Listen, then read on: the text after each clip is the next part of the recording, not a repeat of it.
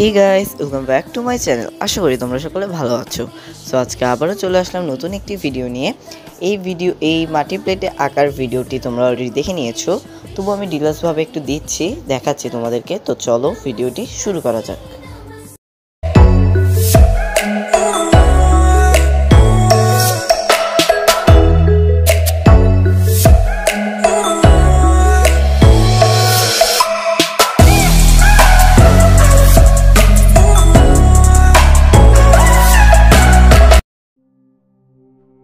এই মাটির প্লেটটিতে ডিজাইন বা আঁকার জন্য প্রথমে মাটির প্লেটটিকে আমি ওয়াটার দিয়ে ওয়াশ করে নিয়েছি এবং এটাতে কিন্তু আমি ভিজা অবস্থায় কালারগুলো শুরু করেছি। তার আগে আমি স্কেচটাও করে নিয়েছি। এখন আমি এখানে ফেব্রিক্স কালার ইয়েলো কালার দিয়ে ডিজাইনগুলো করে নিচ্ছি, মানে গায়ের কালারটা করে নিচ্ছি। এরপরে আমি ফেব্রিক্স কালার, অরেঞ্জ কালার এবং রেড কালার দিয়ে ডিটেলসগুলো অ্যাড করব।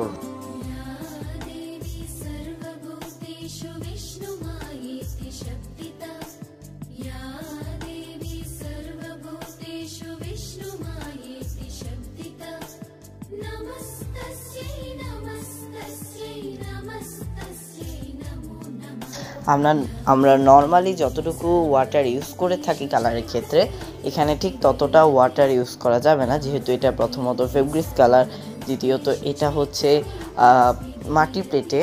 এটা কিন্তু প্লেটটা কিন্তু কালারটাকে টেনে নিতে পারে, যার জন্য তার উজ্জ্বলতাটা কমে যেতে পারে, যার জন্য এখানে একটু মোটা লেয়ারে কালার ইউজ করতে হবে। আমি এখন এখানে অরেঞ্জ কালার ব্যবহার করছি। অরেঞ্জ কালার দিয়ে আমি এখন ডিটেলসগুলো, মানে গায়ের ডিটেলসগুলো অ্যাড করছি।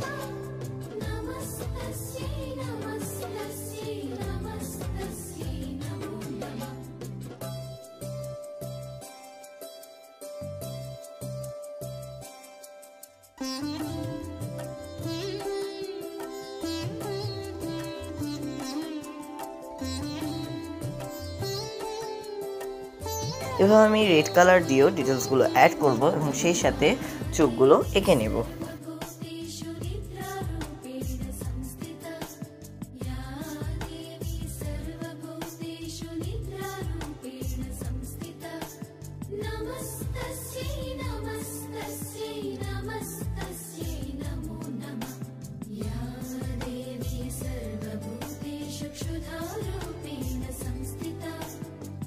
এবার আমি মার শাড়িটাকে কালার করছি।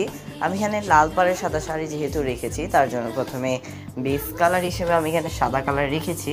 আমি তো নর্মালি যে খাতায় যখন বা পেজে যখন, পেপারে যখন এই শাড়ির কালার বা পোশাকের কালারগুলো করি, তখন কিন্তু অনেক একটা বেস কালারটা অনেক বেশি পাতলা হয়, বাট এখানে আমি কিন্তু অতটা পাতলা রাখিনি।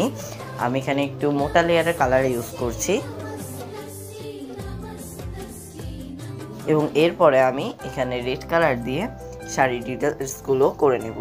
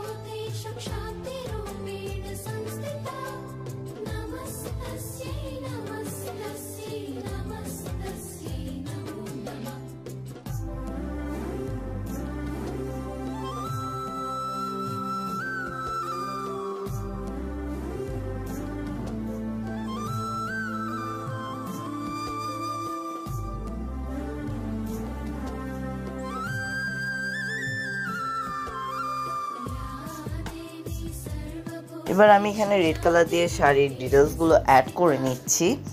আমি এখানে ফেব্রিক্সের রেড কালার ইউজ করেছি।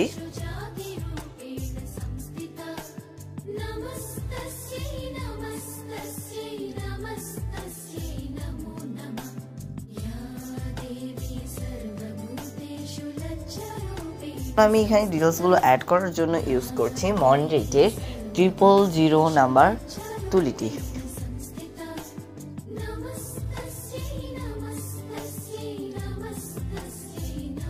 আমি চোখগুলো এবং চুলগুলোকে কালার করে নেব।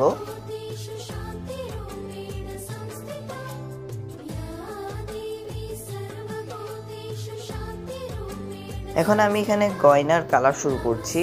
আমি একটু সাবেকি দেবী এঁকেছি, সাবেকি দেবীর প্রতিমার ছবি এখানে এঁকেছি, যার জন্য এখানে আমি অ্যাশ কালার দিয়ে যে সাবেকি বা ডাকের সাজগুলো হয়ে থাকে সেগুলোকে ক্রিয়েট করার চেষ্টা করতেছি, যার জন্য এখানে এখন অ্যাশ কালার আমি প্রথমে দিয়ে দিচ্ছি, তারপরে আমি কিন্তু সাদা কালার দিয়ে ডিজাইন করে নেব। অ্যাশ কালারের জন্য আমি এখানে ফেব্রিক্স কালার হোয়াইট কালার এবং ব্ল্যাক কালারকে মিশিয়ে অ্যাশ কালার করে নিয়েছি এবং ফেব্রিক্স কালারে হোয়াইট কালার দিয়ে এখন গয়নার ডিজাইনগুলোকে করে নিচ্ছি।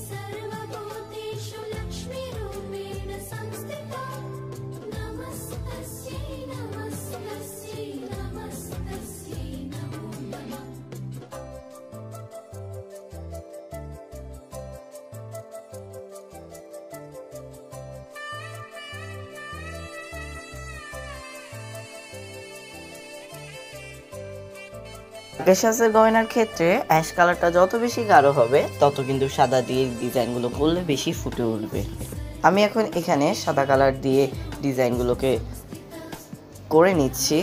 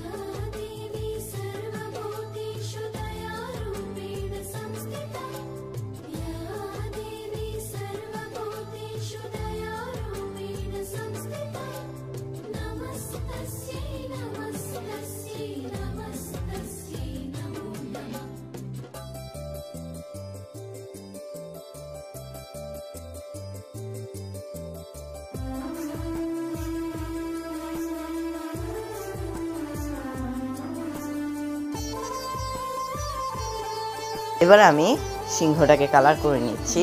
এখানে আমি তোমরা চাইলে শেড ইউজ করতে পারো, বাট আমি এখানে শেড ইউজ করিনি। আমি এখানে ডিরেক্ট ফেব্রিক্সের ইয়েলো কালারটাকে দিয়েছি। শেডের জন্য তোমরা এখানে একটু অরেঞ্জ আর একটু ইয়েলো মিশিয়ে নিতে পারো।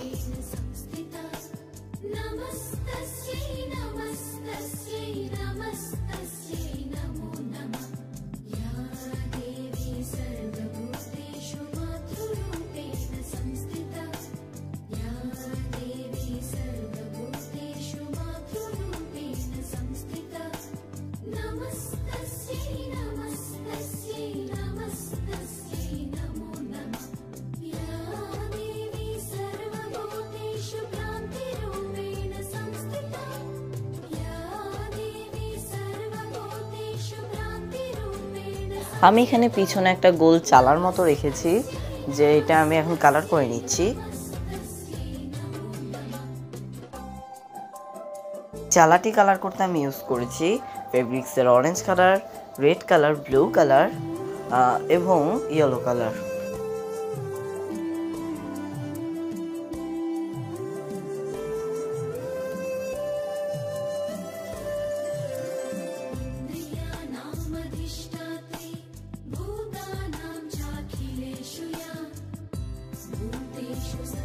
এখন আমি এখানে ত্রিশূল এঁকে নিচ্ছি। ত্রিশূলটাকে আমি এখানে ইয়েলো এবং অরেঞ্জ দিয়ে ডিজাইন এবং ব্যাকগ্রাউন্ড কালার করেছি।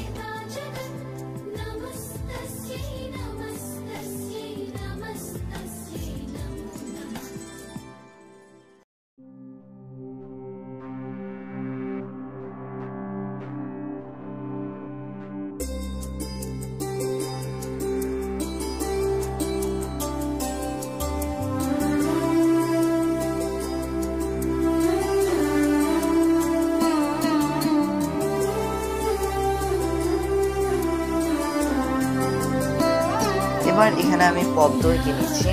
মার পায়ের কাছে আমি একটা পদ্ম ফুল এঁকেছিলাম এবং সেটাই আমি এখন কালার করে নিচ্ছি।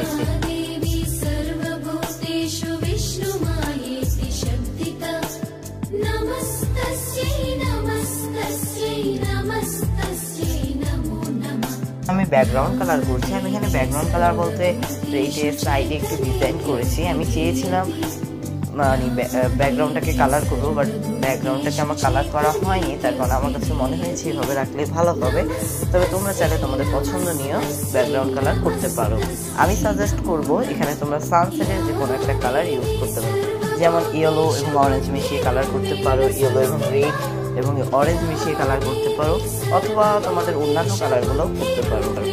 আমি ড্রয়িংটি কমপ্লিট করে নিয়েছি। So thanks for watching. I hope তোমাদের কাছে ভিডিওটি ভালো লেগেছে। ভিডিওটি যদি ভালো লেগে থাকে তাহলে লাইক কমেন্ট শেয়ার করে দিও। আজকের জন্য এতটুকুই, বাই।